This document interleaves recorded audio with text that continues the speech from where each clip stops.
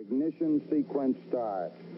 6, 5, 4, 3, 2, 1, 0. All engine running. Liftoff. We have a liftoff. Lonestar Data Holdings is a pioneering company that offers disaster recovery as a service from the moon. They aim to provide secure, sovereign storage for mission-critical data, leveraging the moon as the ultimate backup location. Their services include global backup, global refresh, and global restore. And recently they announced their second Luna data center mission, the Freedom payload, scheduled to launch with Intuitive Machines on their IM-2 lander. Joining me today on the Ex Terra Podcast is Chris Stott, founder and CEO of Lonestar Data Holdings. And Chris, thanks for joining me on the program today. Well, Tom, everyone, thank you for having me. Looking forward to this. Let's talk first of all about the inception of Lonestar Data Holdings and what inspired the focus on Luna data storage. Oh, well, thank you. No, actually, everything we do is customer driven.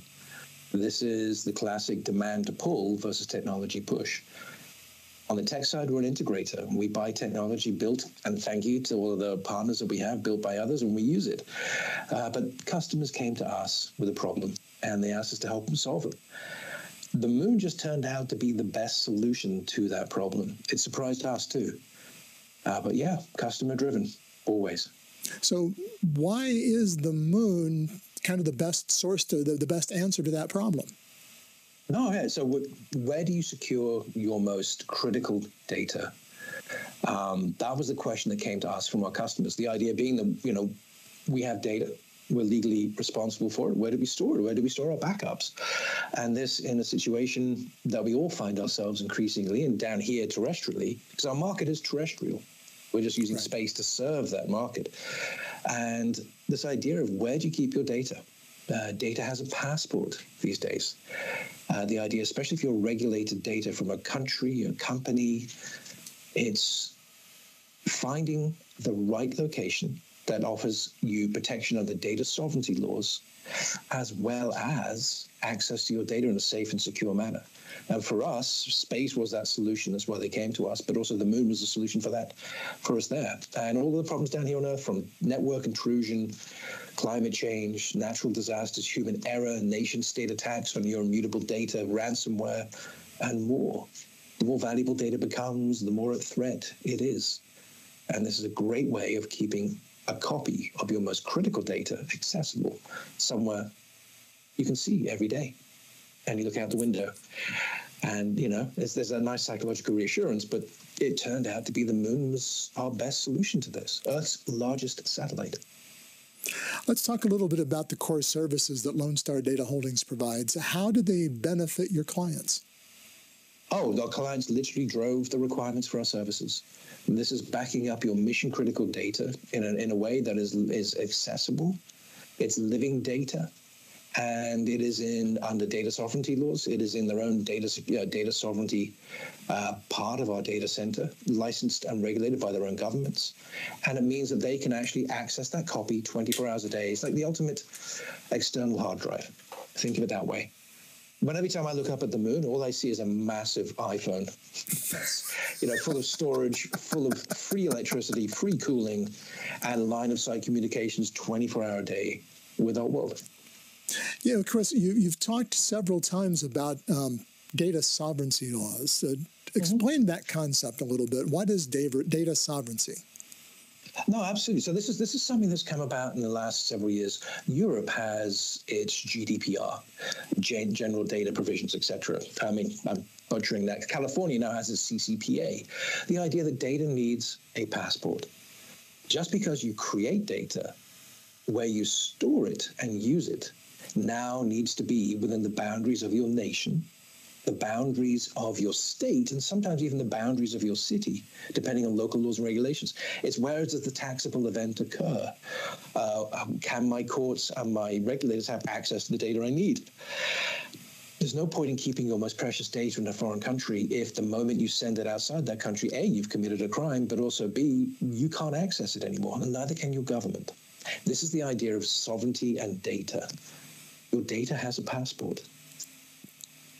So then when you talk about that and the moon being the repository, the cloud storage, if you will,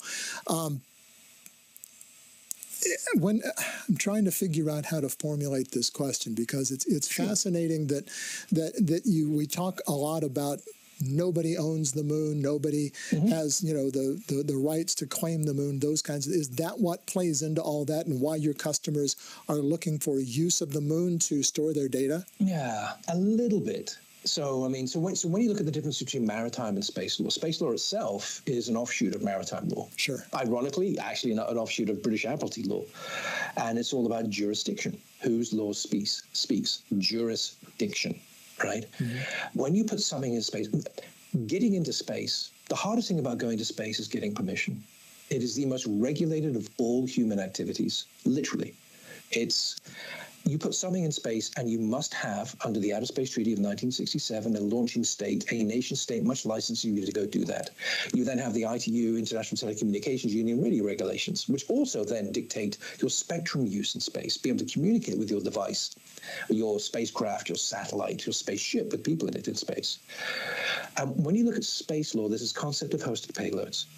It's absolutely key for data sovereignty. Okay. The idea of shooting data around satellites, we've been doing that for over 60 years. Well, it's great. We know how to do that very well. The moment you stop and store data, that's when the sovereignty of where are you storing that data, whose flag is that data stored under? So who is the licensing authority of that spacecraft? Now, when you go to the moon, no, you're quite right. Tom, you said it yourself. The moon is considered not sovereign. The moon, nor any other celestial body, Mars or anywhere, is considered not sovereign. You can't land on it and say it's yours. Right.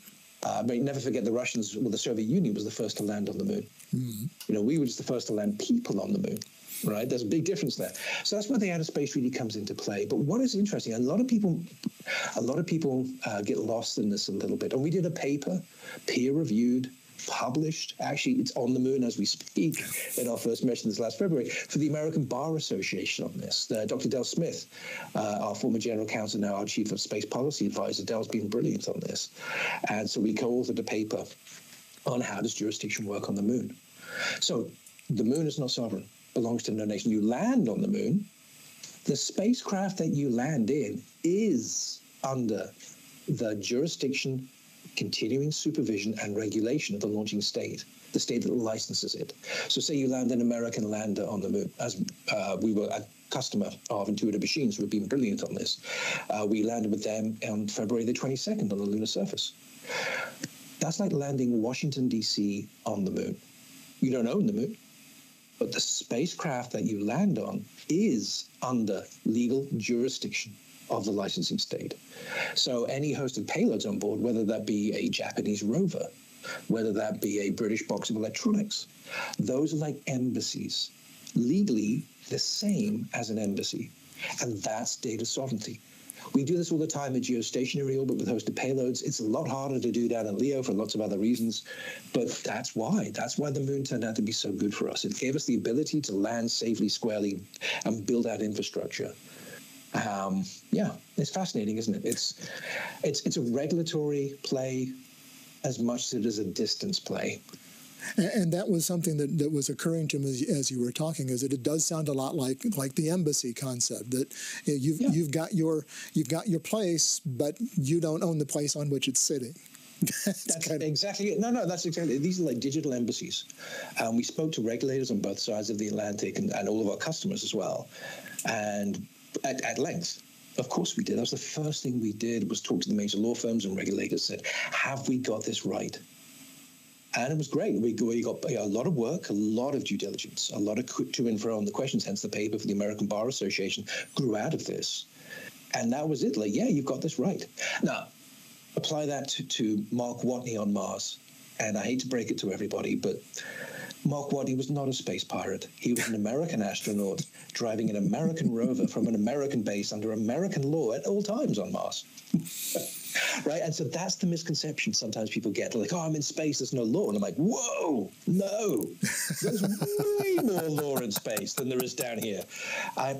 And to those listening, please speak with your regulators. They are the ace up your sleeve. They are your best friend in space. They are probably the most knowledgeable people about how to make what you want to happen. Think regulatory first, not last. Right? Think about your spectrum first. Think about speaking to the people who license you first. Mm-hmm. Be totally transparent and let them help and guide you. They are brilliant people, often also much misunderstood. They never have enough resources. They're incredibly overworked, and yet they're incredible people. Nothing in space would happen without. I want to change the subject just real quick and talk about the concept of disaster recovery as a service and how that's implemented from the moon. No, absolutely. So it is a large terrestrial market growing. I mean, the CAGR on this is compound growth is over 20% a year at the moment, too. It's an incredible thing. People are realizing that the moment you have data in the cloud, you need to back it up and keep a copy. And where do you keep that copy? How do I access that?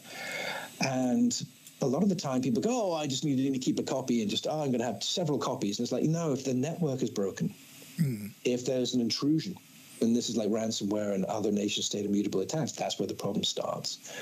And the idea being that data is the most precious asset that we have. How precious is it, Tom? I mean, we talk about a data loss so bad that happened 2,000 years ago. We're still talking about this, and that was the burning of the Library of Alexandria. Just last month, the Financial Times had a whole piece on this. 2,000 years ago. And we're still going, oh my gosh, that was so bad. Look at what we lost. Imagine if that happened today.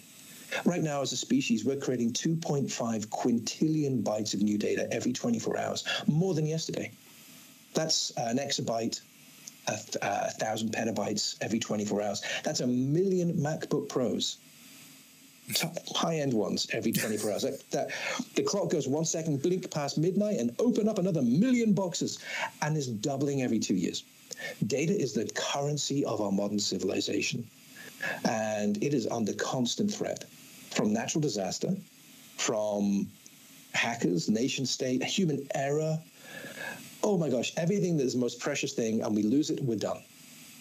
And so it's how do you keep a copy? And that's what the disaster recovery industry is all about. Incredible people here who are doing amazing things, and what we're doing is complementing them. We are co-opting them. We're working with them for the ultimate in offsite backup, just in case everything hits the fan down here, which ironically it does. The more you get into this, there's a fantastic book by Nicole Perlroth, New York Times journalist, New York Times bestseller, called "This Is How They Tell Me the World Ends." Read that with the lights on, midday, outside, under the sun, with a glass of your favorite tipple, and still feel the ice go down your spine. Andy Greenberg, his book Sandworm. And there's loads on this. The more we started to look, when the customers asked us for help, we knew there was when customers say help, it's a wonderful thing. Adam Smith starts singing from heaven like, oh, this is amazing. Yes, the market speaks. But the more we started looking at this, the more we were like, oh my gosh, this is a real issue. I mean, how is humanity going to do this? How are we going to store all this data that we're creating down here that runs our modern lives? How are we going to store this? How are we going to protect it? And that's when we said, okay, take a step back. Let's look at all the options, underwater, jungles, deserts. Everything down here is broken. Right? Which is why the customers are coming to us. And we're saying, right, how do we do this up in space? And we just started looking, and they went through the prerequisites, and we started like, okay, well, let's look at Earth's largest satellite. This is LEO, GEO, all these different reasons why, and pros and cons. And there was the Artemis program. There was CLIPS with Intuitive Machines and Astrobotic and Firefly and others going back to the moon. And we went, wait a minute. No, that's too much. We couldn't do that. And we went back with our engineering team and went, well, hang on, let's just take a look. Oh, my gosh. Wow, that works really well. The moon is so good for this. If it wasn't there, we'd have to build it. Right? This is like a beautiful ton of thousands of gigatons of rock coated in resources and sunlight and natural cooling, where we can actually house the data for our entire species. Somewhere with line of sight that we can see every day and have access to. It is the most logical thing. And Tom, our goal is that years from now, people will look back and go, what sounded like science fiction in January this year, in February this year became science fact. Right. We ran all of our tests and everything worked. Right. And everyone was like, oh my gosh, it just worked. I'm like, yeah, We're space people. We're satellite guys. We knew it was going to work, but we had to test it. I mean, don't forget, we're flying helicopters on Mars. Mm-hmm. We've got things we built in the 60s out past the heliosphere. So look, there's a lot of stuff going on in space, and it's 60 years of sunk investment in space and Silicon Valley beautifully coming together to solve this problem just when the human race needs it the most. You talked about Intuitive Machines, the IM-1 mission. Let's talk a little bit about the Freedom Payload mission and how that differs from the IM-1 mission. No, absolutely. By the way, Intuitive Machines have been a fantastic partner. They pulled off the first ever private landing, soft landing on the moon. Oh, my goodness. I mean, in history, right? I mean, this isn't a superpower. This is a super company pulling this off. This is entrepreneurialism at its best. They did absolutely fantastic. They were fantastic with us, too. We had a software-defined data center on board using our storage and using all of their power and comms.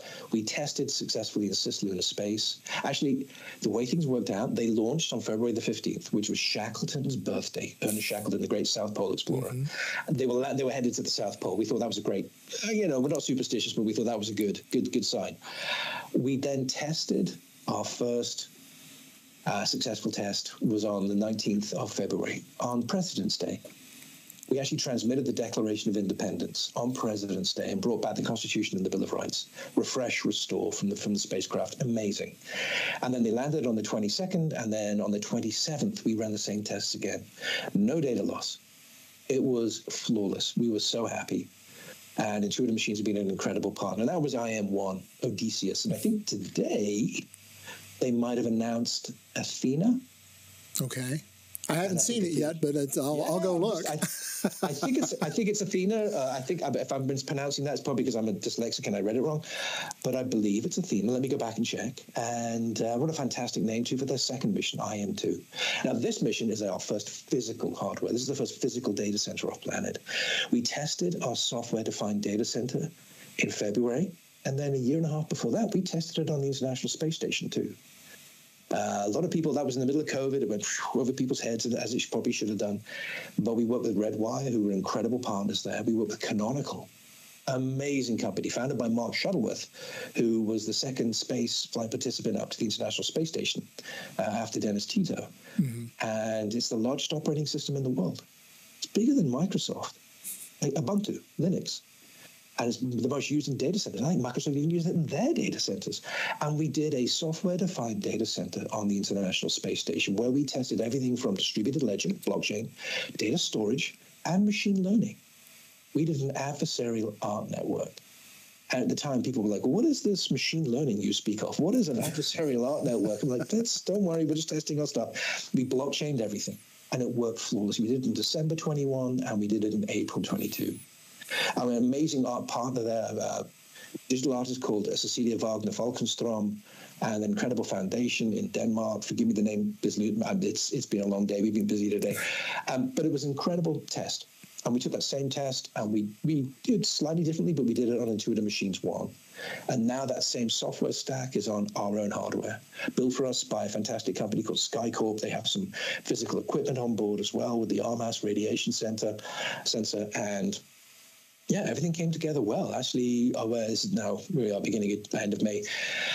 June, we're headed to Houston for integration of our payload onto the second Intuitive Machines lander, which is fantastic. Scheduled to launch Q4 this year. So on another Falcon 9, SpaceX, amazing.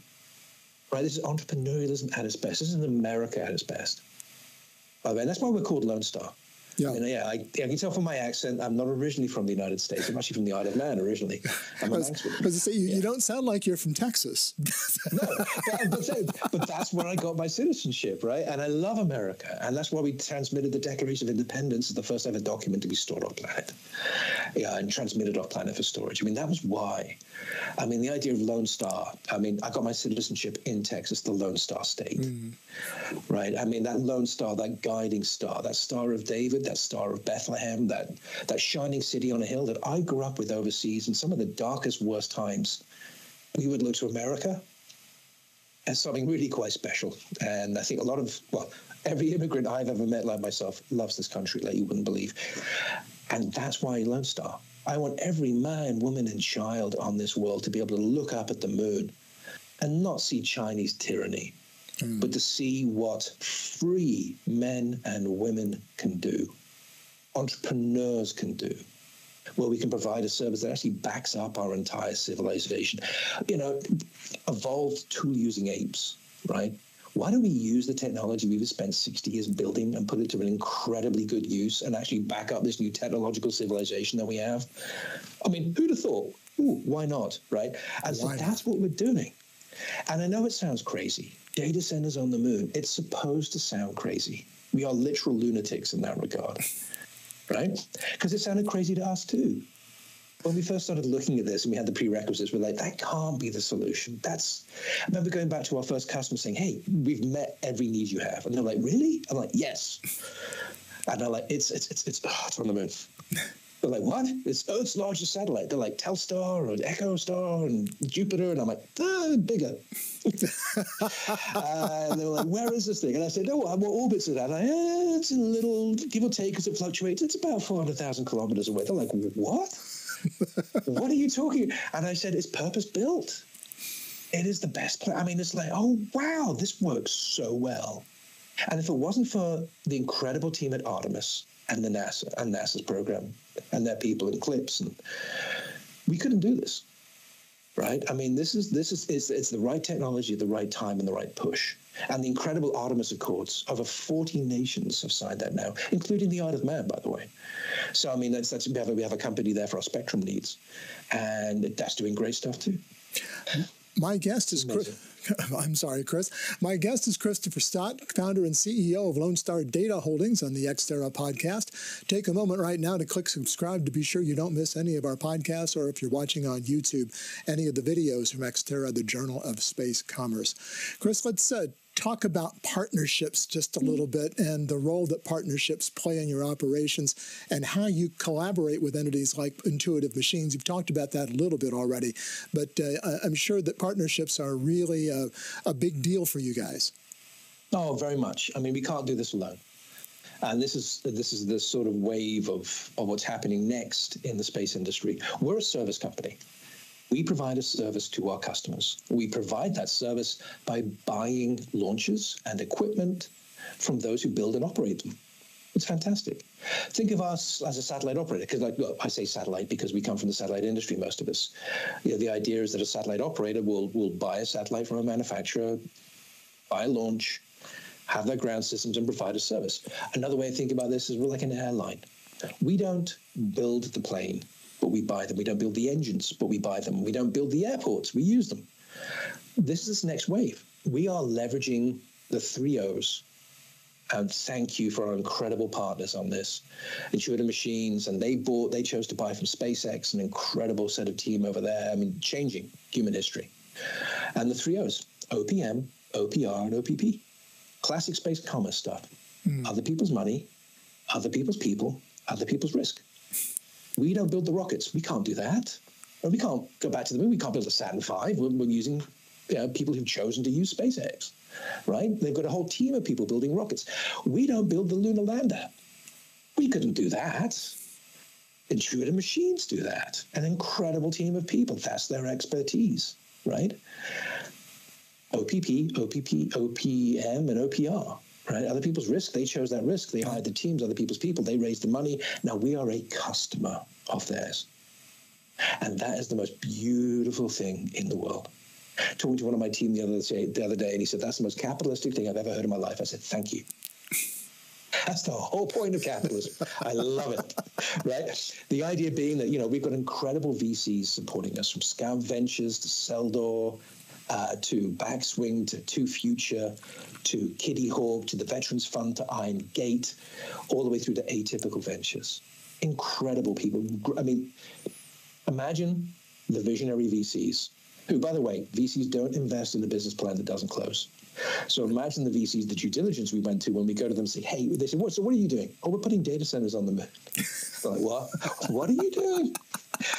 And by the time we went through the business case, actually Chris Wake from Atypical turned around and said, this sounds science fiction, but it is the most stone-cold sober investment I've ever made in my life. Mm-hmm. And our seed was oversubscribed. We're just in the middle of our Series A at the moment.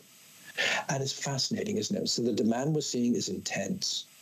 because it's meeting a demand from the market. And we couldn't do it without others building things in space. We're just using what they build. And that's how our partnerships are incredible. We're doing testing on this next mission for delay-tolerant networks, for graphical knowledge databasing, which is the backbone of large language models. We're actually doing AI at the ultimate edge on our next mission. Right, we're doing radiation sensor testing, radiation detectors. We're doing some amazing things for customers who are under NDA, right? I mean, this is it. All we're doing is putting a smart device within sight of the planet where others can come and run their apps and use them and store data and do so much more. It's a thing of wonder. Which kind of leads me to my next topic, which is the measures that you have in place to ensure sustainability and environmental responsibility of your lunar operations. So how do you mean? Well, it's everybody talks about sustainability these days, and obviously we want to sustain the lunar environment as well.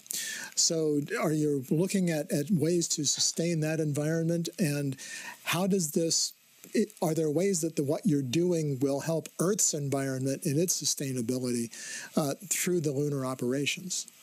All right, no, absolutely. Now, to take a leaf out of Dr. Jerry Pournelle's literal book, A Step Farther Out, I'd say, too, I'd much rather sustain the Amazon rainforest sustainability than the lunar environment. Sure.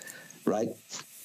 So everything we do at Lone Star, we are committed to carbon neutrality and carbon negativity. Sounds a weird thing to say, carbon negativity, right? We actually are tracking our type 1, 2, 3, and 4 carbon here at Lone Star. We ask all of our suppliers for their carbon plan as well. We actively participate in supporting NGOs who are active in addressing climate change. By the way, we're solving climate change using space technology. Mm-hmm. Of course we are, right? And so we actually work, one of my favorites, because it's Plant a Million Corals, Dr. Dave Vaughan, down in Sunderland Key, where they are doing active carbon sequestration through rebuilding coral reefs. Right, so there's a whole thing I can get into there. It's fantastic, right? It's measurable carbon. We generate carbon credits, clean type 1 carbon credits for activities on the moon, and everything we do going to and beyond the moon as well, because we're using clean energy, natural cooling. So everything we're doing there is entirely environmentally sound and protects our environment down here on Earth, which is the most important environment to protect. You know, I'm much more worried about the impact on climate change and the impact on the human race of pollution and worse here that we can ameliorate by keeping our data outside of Earth's atmosphere, and where I can use that fantastic fusion generator for free that is in the middle of our solar system, and use that to run everything we do, as do most people in space. Space is incredibly driven by the environment. Everything we do up there is to benefit life down here.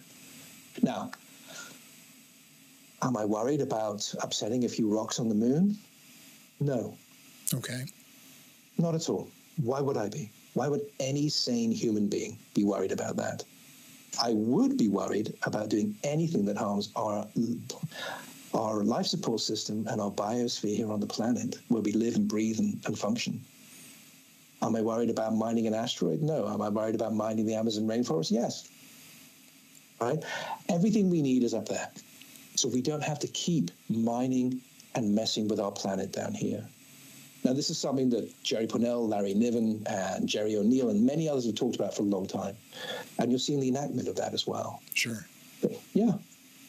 So talk a little bit about how your approach contributes to the broader goals of space exploration and space commercialization. Oh, space exploration probably doesn't. Okay. Right? We're capitalists. That's an honest answer. Yeah, right? Or it's like satellite communications. It has an incredibly positive impact upon the human race and everything we do, and remote sensing and comms and everything else. But the first ComSats went up in 1962 in the middle of the Mercury and Gemini program.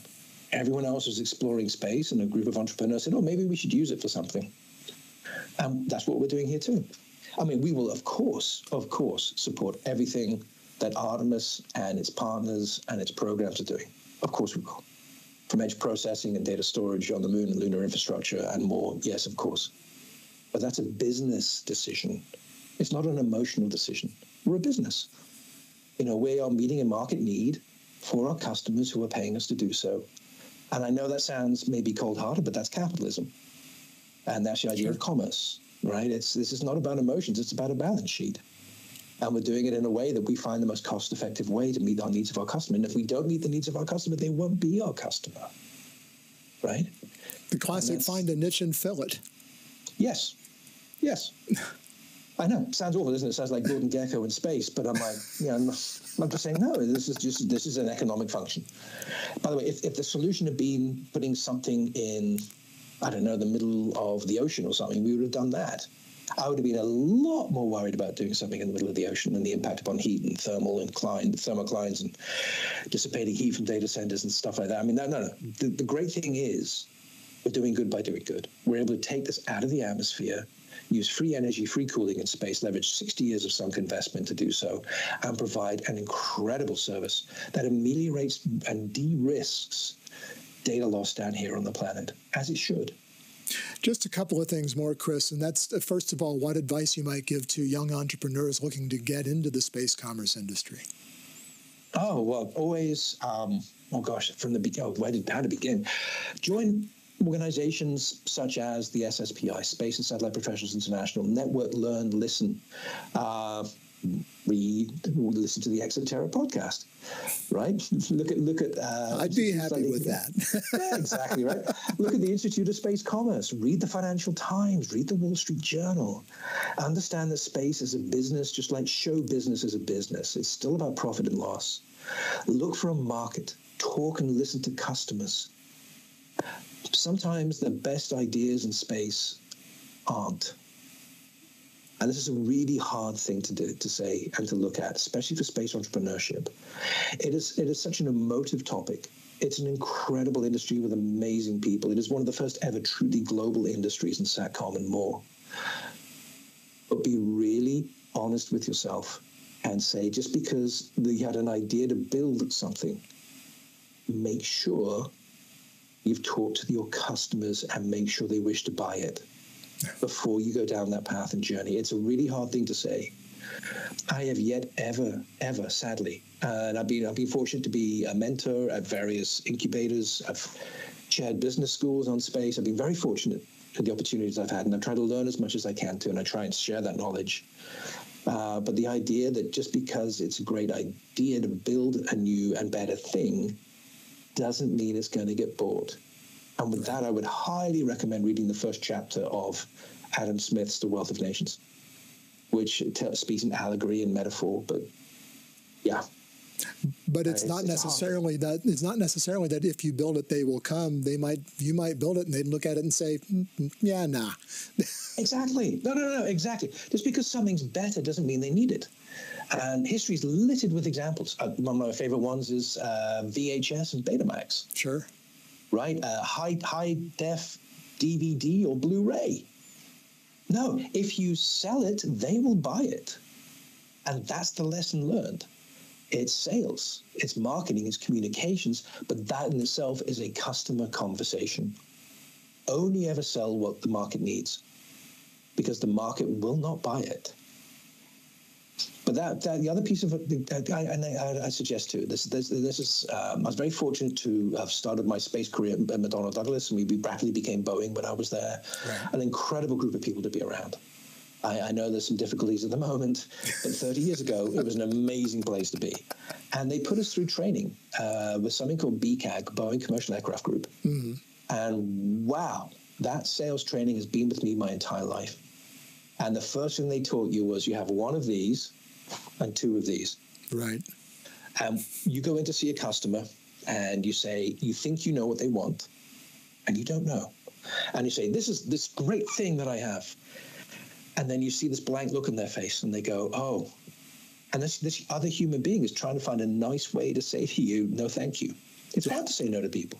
And they're like, oh, no, I don't need that. And if you see that start to happen, you say, it's okay. Tell me what you do need.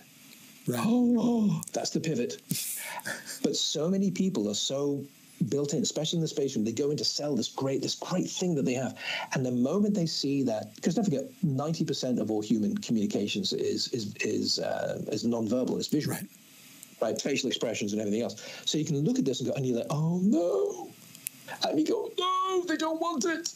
And as you're having this reaction, 99% people, they lose it. And only the 1% know, just think, deep breath, goes in. Okay, turn these two receivers on, get my antennas going, and say, okay, well, what is it you do need? And the other person will be so happy to tell you what they do actually need. And then you just listen and ask questions and listen some more and then fulfill what they need. And you'll often find it's just a variant of what you were doing, right? Because obviously you're going to speak to them about something you think they need, right? And then so there's that. And then the other thing in space entrepreneurship is the mythical launch rate. You know, in software, there's a mythical man hour. I've often found, and from the Institute of Space Commerce, we've done papers on this, the mythical launch rate. It's when you get down to the unit cost of something. Well, we're going to launch 365 times a year. Therefore, my launch costs are this much. And it's like, really? Really? Yeah, really? Have you ever read a history book in space? Probably not. Oh, by the way, attend the International Space University. Right. Or a course or a class. They have online classes now. Do it. It's the most inclusive network in the world. Incredible knowledge to be learned, right? People passing around their lessons learned of all the things that happened to them in their careers in space and different programs. But this mythical launch rate, like, you know, so it's like, well, if I launch 365 times a year, well, then of course I'm going to be this much per pound, per kilo. But really? Really, you're going to be doing that? Please explain to me how you're going to be doing that. So explain to me how to launch, the range, the cost, the people, there's turnaround, the whole thing. And it's just to be trying to be super, super, super, super, super realistic, no matter how hard that conversation is with yourself. Go ahead. I've just got one thing more for you, Chris, because we're just about out of time here, but I want you to look out over the next 10 to 15 years in space commerce and your role in that, and tell me what you see. Hopefully happily retired, sitting on a beach and in 20%. Do a Hans Gruber, right? No, I'm coming to that point in my career, which, you know, I want to stay. I mean, I'll never stop working. I want to stay supporting, teaching, working with other entrepreneurs. But Lonestar is it for us. We've got to make this work. It is that important for the human race. That's what we've come to learn. It's that important for our customers. So that's my goal, is to build out Lonestar. I have an incredible team around me. Teamwork is everything, as Steven Seagal said, or wrote in Under Siege 2, you know. Oh, no, Under Siege 1, I'm sorry. Under Siege 2 isn't the assumption is the, you know, what of all disasters. Also a good thing for space. And Under Siege 1 was it Under Siege 1? I'm sorry, I love my movies. There is no I in TEAM. I'm so fortunate to have an incredible team of people around me. And that is the other life lesson, a management lesson for space. If you walk into a room and you're the most intelligent person in the room, you failed. You have fundamentally failed. You need to walk in that room and be the dumbest person in that room. Surround yourself with an amazing team of people who are so much more capable than you, have incredible experience, who are diverse, who will argue with you, who will kick your ass. And you give them the goal, as Patton said, go take that bridge, and step back. Make sure they have enough coffee and resources. Make sure they have everything they need. Occasional guidance on the goal, but step back, right? And surround yourself with an amazing team. I've got Carol Goldstein as our CFO, Mark Matosian as my Chief Operating Officer, Jim Burns-Montante as my Chief Engineer. Steve Isley just joined us as our new President, coming out from Virgin Orbit. We've got Will Hawkins from the data center and disaster recovery industry as our CISO and Chief Data Officer. Amazing people. An incredible advisory board and main board as well, from Brad Harrison at Scout all the way through to Jose Hernandez, STS-128, an incredible, experienced astronaut in payloads and data security. And that's it. Surround yourself with amazing people. Listen to the customer and step back and get out of your own way. Right? And put your ego in a box. Like, I don't often get to talk to people, you can tell. I'm like, blah, blah, blah, blah, blah. I'm chatty catty today, right? I'm like, because normally I'm just working. Yeah. But that's the thing. Never lose sight of that goal and the vision. Have a great team of people around you and make it happen every day. As Churchill said, action this day. Have your to-do list and accomplish it every day. A great guy called Bob Condurso at Loral Skynet once told me, slay a dragon every morning. When you get up in the morning, what's the worst document you have to work on that day? And you think, I'll just do it. Let me check my email. No. Yeah. Get right into it. Get that done. Eat the Like frog going to the first. gym. That's Yes. Oh, absolutely. Right. Absolutely. Tom, that is it. But like 10 to 15 years from now, I wish to be a very happy shareholder, but also to helping others and still involved in this, right? I mean, this is an incredible industry. It's a privilege to be in this industry. If you want to make money, go open a McDonald's franchise, right? Yeah, I hear that. Yeah, if you want to make money the easy way, if you want to make money the hard way, be in the space industry. This is my second startup. My other startup is still a startup in my mind. It's now 25 years old. Wow. And it is the largest commercial provider of satellite spectrum in the world. Very profitable and incredible team of people over there. Oh my gosh, Catherine, Jennifer, Rachel, Alexis, and more running that for me over at what used to be called Mansat is now called River Advisors. I'm just non-exec chair. So for me, this is the second time lightning struck. And it only struck because I stuck my head out of the window and listened to customers. And that is the biggest lesson I can ever give to anyone. Listen to your customers. We are out of time, Chris, and I really appreciate it. And to your point, I often tell people that I'm never the smartest guy in the room, but I get to talk to the people who are. So I'm certainly not, right? I mean, this is Tom. Thank you, and I'm between us, I'm certainly not the smartest person on this conversation either. Well, but that's it, isn't it? That's it. Life. It's a lot of fun. Yes. Enjoyed it. By the way, thanks to the Maritime and Defense Hub for being our landlords here. I always have to throw them in there. I hope that's okay. And that's the state of Florida and the city of St. Petersburg, Florida, who do great things for us here as well. So I'm actually using their facilities today. I'm just right up the road and just outside Jacksonville and Neptune Beach. So there you go. There we go. And it's hot here today. It is a little warmer there today. I know. This is, yes. Gotta run, Chris. Thanks so much for joining me today. Thanks, Tom. That is going to do it for this edition of the Ex Terra Podcast. You can subscribe to the audio version of the podcast on Spotify, Apple Podcasts, Audible, and many other popular podcasting platforms. Be sure to click on subscribe so you don't miss any of our podcasts or any of our other videos.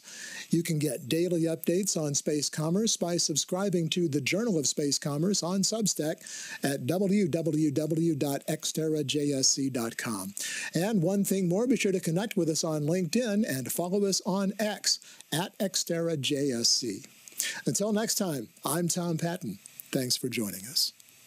I wanna go faster, faster.